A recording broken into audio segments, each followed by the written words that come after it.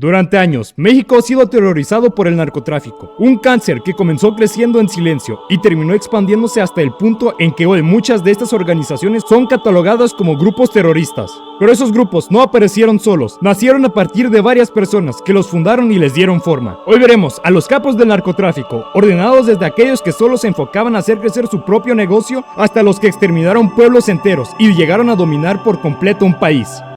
Cuando hablamos del origen del narcotráfico moderno en México, casi siempre pensamos en los grandes capos, en los ejércitos privados y en el terror desatado sin control. Pero antes de todo eso, hubo una etapa más rudimentaria, y aquí es donde aparece Rafael Caro Quintero, conocido como el narco de narcos, uno de los cofundadores del Cártel de Guadalajara, junto a Miguel Ángel Félix Gallardo. Su papel fue el del operador clave, el hombre que hacía que el negocio funcionara, produciendo, moviendo y protegiendo la droga, en una época en la que el narco todavía no se sentía como una guerra abierta. Caro Quintero fue peligroso, pero su poder no nació de un sistema que él creó, sino de uno que lo sostenía. Dependía de alianzas políticas y de un equilibrio frágil. Su violencia era una reacción, golpeaba cuando se sentía acorralado, pero nunca convirtió el terror en una herramienta para controlar a la sociedad. Y ese detalle explica por qué está tan bajo en el nivel de amenaza comparado con los capos que vendrían después. El Cártel de Guadalajara, bajo el mando de Caro Quintero, no funcionó como un grupo terrorista. Su violencia fue selectiva, dirigida a enemigos concretos y no a la población. El único momento en el que se acercó a esa línea fue el asesinato de Enrique Camarera, un agente de DEA. Ese crimen rompió el equilibrio entre el narcotráfico y el Estado, provocó una crisis diplomática entre México y Estados Unidos y terminó siendo su sentencia. Caro Quintero fue capturado en 1985 y con su caída no hubo levantamientos armados. El sistema lo absorbió y siguió adelante. En términos de impacto, no transformó el país a través del terror, pero sí ayudó a normalizar el narcotráfico como un negocio enorme. Demostró que podía infiltrarse en el Estado sin violencia masiva, y ese aprendizaje fue aprovechado por quienes vinieron después. Tras su liberación en el 2013 y su posterior recaptura,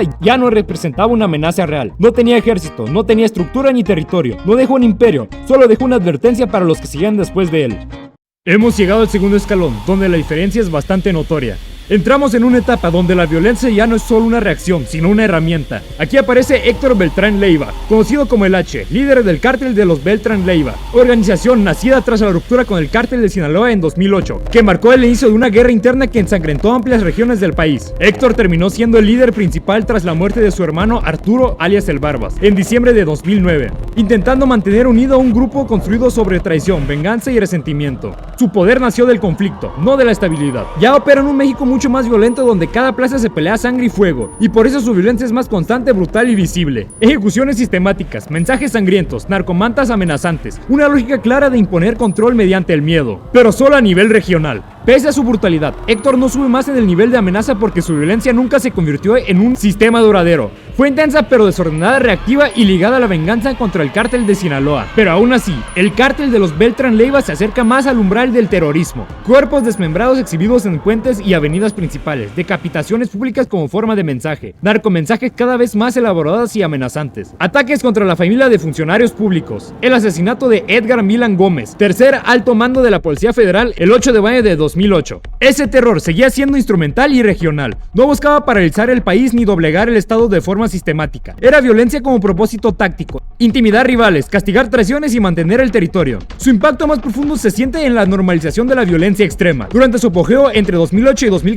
muchas regiones vivieron la escalada de asesinatos que ya no sorprendían a nadie. Acapulco pasó de ser el destino turístico internacional a una de las ciudades más violentas del mundo. La idea de que el horror podía volverse rutina se instaló en la mente de la sociedad. Héctor fue capturado el 1 de octubre de 2014 en San Miguel de Allende, en un operativo de inteligencia sin disparos. A diferencia de la caída de su hermano Arturo, su captura fue silenciosa, no provocó colapso nacional ni titulares duraderos. Su caída debilitó la organización, pero no cambió el curso del país. Para 2014, el Cártel de los Beltrán Leiva ya estaba fragmentado en múltiples células. Quedó la muestra de un modelo basado en violencia excesiva que quema rápido, consume a quienes lo dirigen y no logra sostenerse en el tiempo. El Cártel de los Beltrán Leiva demostró que la venganza puede ser motor inicial del poder, pero nunca será sustentable.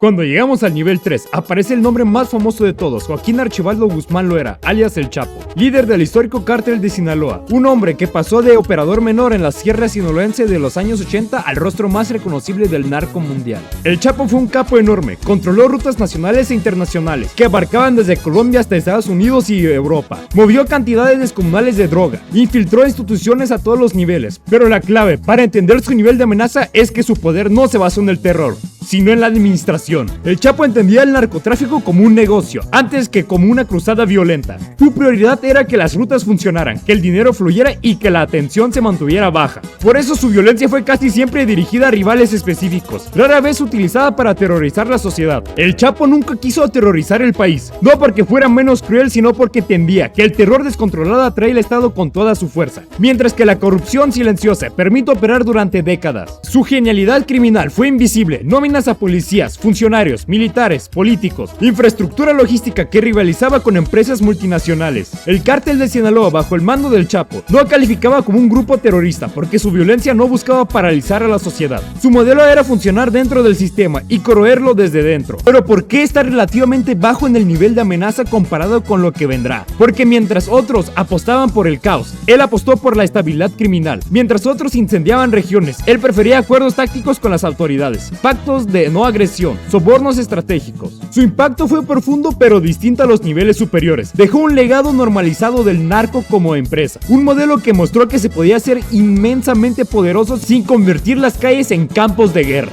Un caso que define su figura es su fuga de 2015, que revela su verdadera amenaza, la corrupción sistemática y la capacidad logística para burlarse del Estado. El túnel de 1.5 kilómetros, construido bajo el penal de máxima seguridad más vigilado del país, equipado con rieles, ventilaciones, electricidad, salida a una casa de construcción a 1,5 kilómetros, representa no solo ingeniería, sino complicidad institucional a escala masiva. Cuando fue capturado definitivamente en enero de 2016 y extraditado a Estados Unidos el 19 de enero de 2017, el país no colapsó, no hubo levantamientos masivos, no hubo ataques de represalia contra el Estado. El cártel de Sinaloa se reacomodó bajo el liderazgo compartido de Ismael El Mayo Zambada, quien por cierto permanece libre hasta la fecha de hoy, y los hijos del Chapo, conocidos como los Chapitos. El negocio siguió operando con las mínimas interrupciones. El Chapo era una pieza central, pero no el pilar absoluto de un sistema basado en el terror. Era el pilar de un sistema basado en la logística, la corrupción y el pragmatismo comercial. La paradoja del Chapo es que siendo el narcotraficante más famoso del mundo, su verdadero poder radicaba en no serlo. Mostró que el mayor peligro del crimen organizado no siempre es el que grita más fuerte o ejecuta con más brutalidad, sino el que opera en silencio, corrompe sistemáticamente y convierte la ilegalidad en rutina administrativa. Su modelo fue tan efectivo que incluso su ausencia no lo destruyó,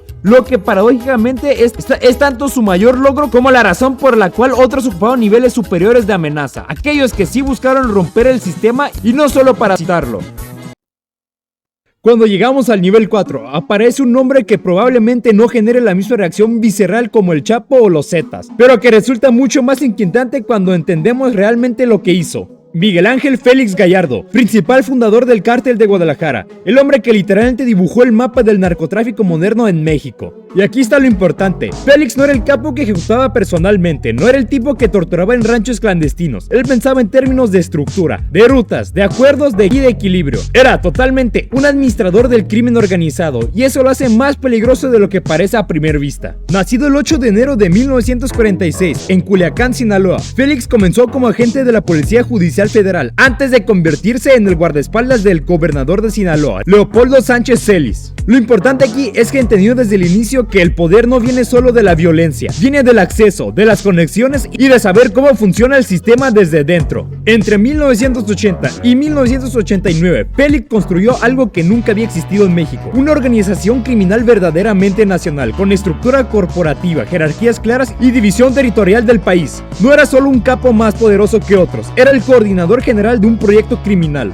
Desde el punto de vista estratégico, lo que hizo fue revolucionario. Entendió antes que nadie que el narcotráfico necesitaba orden, jerarquías y reglas para crecer sin autodestruirse. Construyó un modelo que incluso después de su captura siguió funcionando perfectamente. A diferencia de Caro Quintero, que era socio y operador de la producción, o los Beltrán Leiva, que apostaron toda la venganza y el caos, Félix no dependía del desorden. Su poder estaba en la corrupción sistemática a todos los niveles. Aquí es donde cambia todo en nuestra comprensión de la amenaza. No está en los niveles superiores porque nunca utilizó el terror como una herramienta central de su modelo. Su objetivo era que el país siguiera funcionando con aparente normalidad mientras el narcotráfico crecía. Gracias a eso, su organización no calificaba como un grupo terrorista porque el terror simplemente no era necesario. Cuando había violencia, era específica y dirigida a los enemigos, pero nunca para terrorizar a la sociedad, nunca mensajes sangrientos en las calles, nunca intentos de paralizar el Estado, porque simplemente no era necesario. Félix era alguien que entendía que el verdadero poder no está en cuánto miedo provocas, sino en cuánto control mantienes sin que nadie se dé cuenta. Pero aún así,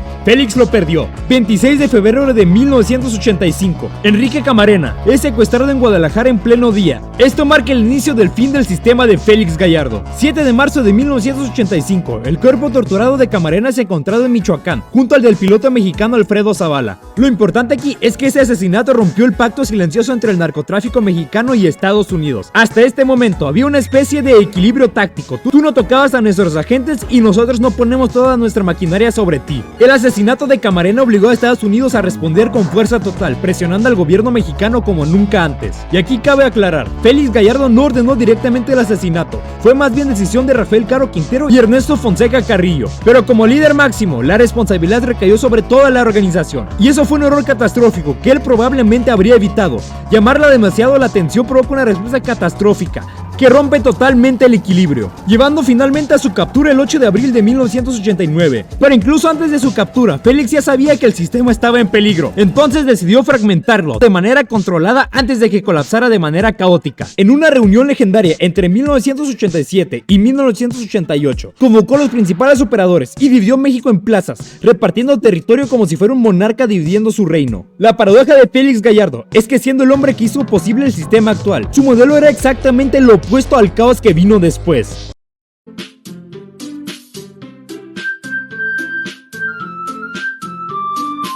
Mira bien, hijo de tu puta madre. Soy Mencho, güey.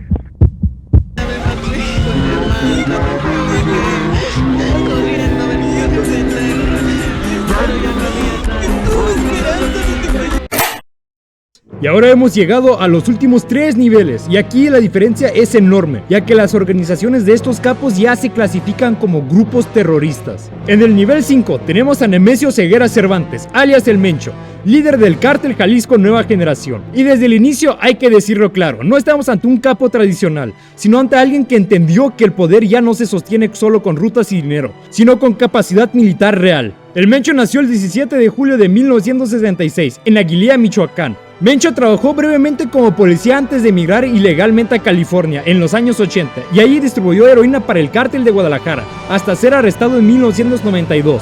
Lo importante aquí es que durante esos años aprendió logística, distribución y vio de cerca cómo operaba el sistema estadounidense. Regresó a México y trabajó con el cártel del Milenio y después con el cártel de Sinaloa. No era líder todavía, pero ya estaba estudiando el terreno. En el 2010, el Cártel Jalisco Nueva Generación surge oficialmente, inicialmente como brazo armado del cártel de Sinaloa, para combatir a los Zetas. Pero aquí es donde cambia todo. El Mencho no quería ser subordinado, quería construir su propio imperio con una visión completamente nueva. 20 de septiembre de 2011. 2 camionetas con 35 cuerpos torturados aparecen en Boca del Río, Veracruz, con un mensaje: esto les va a pasar a todos los Zetas. Y esto muestra algo, que el Mencho sabía que en un México saturado de violencia, necesitaba hacer declaraciones imposibles de ignorar. El Mencho no era de un sistema ni se apoyó en una federación ya armada. Construyó su organización con una lógica agresiva basada en la disciplina militar, armamento paramilitar e inteligencia operativa. Esto nos muestra que el Cártel Jalisco Nueva Generación funciona como una fuerza paramilitar con objetivos criminales. Y para entender qué tan peligroso es Cártel Jalisco Nueva Generación, tan solo basta con ver lo que ha hecho. 1 de mayo de 2015, Cártel Jalisco Nueva Generación derriba un helicóptero militar con un lanzacohetes en Vía Purificación, Jalisco, matando a 8 elementos. El mismo día emboscaron un convoy policial matando a 15 oficiales. Posteriormente, surgieron bloqueos masivos en respuesta a operativo contra el Mencho. El Cártel Jalisco Nueva Generación coordinó bloqueos simultáneos en 39 puntos de Guadalajara. Incendiaron vehículos, autobuses, gasolineras. La ciudad quedó paralizada durante horas. Y al final de todo, surgió el momento más emblemático de Mencho, su llamada. Delta 1. Hey, ¿quién habla? Mira bien, hijo de tu madre. Soy Mencho, güey. ¿Cómo? Relaja a tu gente a la verga. Soy Mencho, güey. Esa llamada demostró que puede provocar terror absoluto incluso en las personas de los altos mandos. Pero lo importante aquí es la capacidad de coordinación, movilizar cientos de sicarios simultáneamente, ejecutar un plan complejo en tiempo real. Eso requiere estructura militar real. Esto nos muestra que el Cártel Jalisco Nueva Generación puede activar respuestas coordinadas en horas, en múltiples estados. Aunque el Mencho ha usado el terror de forma estratégica, no la ha llevado al punto de una guerra nacional. Sus ataques son destructivos, pero siempre con un objetivo funcional: controlar plazas, intimidar rivales y presionar autoridades. Pero no opera como un grupo terrorista clásico, aunque ya califique como tal. Su fin sigue siendo económico y territorial, no político. No buscaban gobernar México, busca controlarlo lo suficiente para operar sin interferencias. El impacto del Mencho ha sido gigante, porque normalizó la idea de que un cártel podía enfrentarse abiertamente al ejército, derribar helicópteros y bloquear ciudades y todavía sobrevivir a eso. Antes del Cártel Jalisco Nueva Generación, confrontar directamente al ejército era un suicidio. El Mencho demostró que el suficiente armamento y el desprecio por las consecuencias se puede pelear contra el Estado y obligar a negociar tácticamente. Eso cambió el pensamiento de los cárteles. De ahí eventos como el Culiacanazo de 2019, donde los chapitos usaron la misma lógica del caos coordinado. El Mencho ocupa el nivel 5 porque representa el punto exacto, donde el narcotráfico se militariza de verdad, donde el miedo se convierte en una capacidad operativa y donde el caos ya no es accidental, sino herramienta consciente. No está más arriba porque opera dentro de una lógica criminal. Su organización es brutal, disciplinada, expansiva, pero no busca reemplazar el Estado, busca operar debajo del Estado. En el nivel 6 se encuentra una persona que llegó a terrorizar todo México y extinguir pueblos enteros: Miguel Treviño Morales, conocido como el Z40, líder máximo de los Zetas. Y aquí tenemos que entender algo: los Zetas no nacieron como cártel tradicional, sino como un grupo formado por desertores de élite del ejército mexicano, que llevaron el crimen organizado a una lógica de guerra total y una comprensión brutal del miedo como arma principal. Miguel Treviño Morales, nacido el 28 de noviembre de 1970, en Nuevo Laredo, Tamaulipas. No era militar de origen, pero ascendió dentro de esta estructura militarizada por su brutalidad y capacidad operativa. Comenzó como lavador de carros en la frontera, después como halcón, después como sicario, hasta convertirse en el líder tras la muerte de Heriberto Lascano, Z3, en octubre de 2012. Treviño no era un gran negociador como Félix Gallardo o el Chapo. Su poder venía de la capacidad de destruir, de infundir terror de manera constante y pública. Los Zetas no buscaban ser aceptados ni tolerados, buscaban ser temidos por encima de todo. Y aquí está la diferencia clave con los niveles anteriores. Los Zetas no priorizaron el negocio sobre la violencia. Para ellos la violencia era el negocio. Secuestros masivos, extorsiones, masacres públicas, desmembramientos exhibidos como advertencia, control social mediante el pánico. Eso revela una organización que entendió que en ciertas regiones el miedo genera más dinero que la droga. ¿Para qué negociar rutas cuando puedes simplemente tomar todo mediante el terror? Bajo el liderazgo de Treviño, los Zetas desarrollaron métodos de violencia que buscaban maximizar el impacto psicológico. El guiso o el estofado, disolver cuerpos en tambos con ácido y quemarlos en barriles de aceite. No solo eliminaba evidencia, enviaba el mensaje que podía desaparecer por completo. La pozola, desmembrar cuerpos y cocinarlos, eliminando toda la identidad de la víctima. Vídeos de ejecuciones, grababan torturas y decapitaciones, distribuyéndolas como propaganda del terror. Aquí está la razón central por la que este nivel es tan alto. Bajo Treviño, los Zetas operaban de facto como un grupo terrorista, no por ideología política, sino por el método. Usaban el miedo colectivo para someter poblaciones enteras, pero nunca destabilizaron la nación, no atacaron infraestructura estratégica federal, no intentaron paralizar el país por completo, no buscaban confrontación directa con el ejército, pero el terror que provocaban seguía siendo intenso y devastador. Uno de los episodios que mejor define a los Zetas ocurrió entre el 18 y 20 de marzo de 2011 en Allende, Coahuila, cuando el grupo desató una represalia total contra la población civil. Y el detonante de ese horror fue que un informante de los Zetas, Héctor Morales, proporcionó información a la DEA sobre operaciones del cártel. Cuando los Zetas lo descubrieron, decidieron castigar no solo al traidor, sino al pueblo completo. Durante 3 días, comandos armados entraron al pueblo, sacaron familias completas de sus casas, incendiaron viviendas con gente dentro, desaparecieron a decenas de personas, saquearon propiedades, atacaron ranchos completos. Las investigaciones estiman entre 60 y más de 300 personas desaparecidas, una de las peores masacres del narcotráfico en México. Y lo peor de todo es que todo eso ocurrió en silencio, sin que el Estado interviniera a tiempo. La policía local estaba cooptada, el ejército llegó hasta días después, pero hasta este entonces el pueblo ya estaba vacío. El mensaje era claro: traicionar a los Zetas significaba que no solo morirías tú, sino todo lo que te rodea. Esto nos muestra que los Zetas no distinguían entre los rivales y los civiles. Finalmente, el 15 de julio de 2013, Miguel Treviño es capturado cerca de Nuevo Laredo sin disparos en un operativo de la Marina. A diferencia de otros capos, no hubo resistencia, pero la captura de Miguel Treviño no trajo alivio de inmediato. Aunque debilitó la estructura central, el daño ya estaba hecho. Los Zetas demostraron que se puede construir un imperio criminal no sobre droga o rutas, sino sobre el terror, que se puede vaciar un pueblo, paralizar una región, quebrar una sociedad mediante la violencia sin límites. No están en el nivel 7 porque su proyecto nunca buscaron confrontamiento total con el Estado mexicano.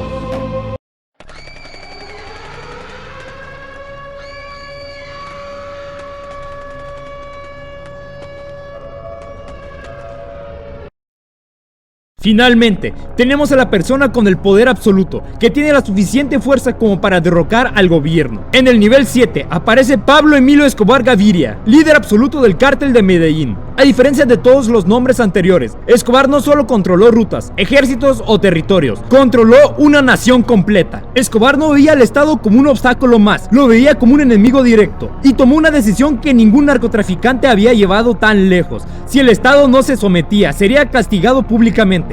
A partir de ahí comenzó una guerra sin reglas, sin límites y sin retorno. Su nivel de amenaza es el más alto porque fue el único que convirtió el narcotráfico en una campaña de terror. Coches bomba en ciudades, aviones civiles derribados, asesinatos selectivos de jueces, policías, periodistas y candidatos presidenciales. No como un exceso, sino como una estrategia. Cada ataque demostraba que nadie estaba a salvo y que el poder del Estado podía ser humillado. Esto hace la diferencia clave con los Zetas o con el Mencho. Escobar no solo sembró miedo, lo convirtió en el pan de cada día. Colombia no temía solo un grupo criminal, temía salir a la calle, temía subir un avión, temía hablar. Y ese nivel de parálisis social es lo que define al terrorismo. El cártel de Medellín sí operó como un grupo terrorista, usó deliberado del terror contra los civiles, ataques indiscriminados, coerción directa al gobierno, intento de modificar decisiones políticas mediante violencia masiva. El impacto en Colombia fue devastador, miles de muertos, instituciones quebradas, generaciones enteras creciendo bajo la normalización del miedo. Lo más grave es que Pablo Escobar logró lo que ningún capo consiguió: poner el Estado contra la pared, obligando a rendirse. Un caso que muestra el poder de este nivel es el atentado al vuelo 203 de Avianca.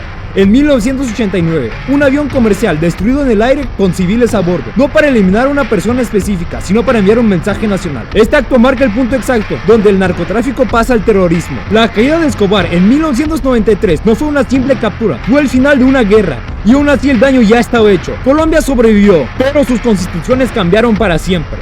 Después de Escobar quedó una lección: que el dinero combinado con la violencia sin límites y una lógica terrorista puede poner de rodillas a un país entero. Y por eso, aunque muchos han sido más longevos, discretos o ricos, ninguno ha superado su nivel de amenaza. Pablo Escobar ocupa el nivel 7 porque fue el único que logró transformar el narcotráfico en una guerra abierta contra el país, porque no buscó solo ganar, buscó someter la nación, y porque fue el único narcotraficante que logró someter por completo un país entero.